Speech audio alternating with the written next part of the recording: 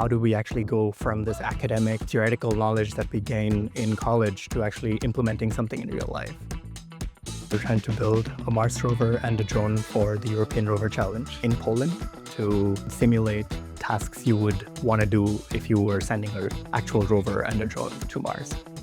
For us, space robotics was missing at ETH, so about a year ago, we decided to found Crater. Crater is ETH Zurich's Space Robotics Association.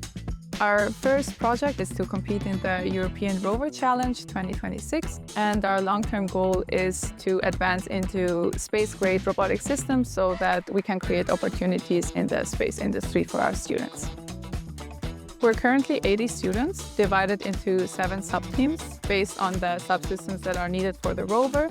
Seeing so many people now show up for the project is just amazing. We're really excited about the opportunity to present our rover and drone in Poland. Our main challenge at the moment is the fact that we are a first-time team.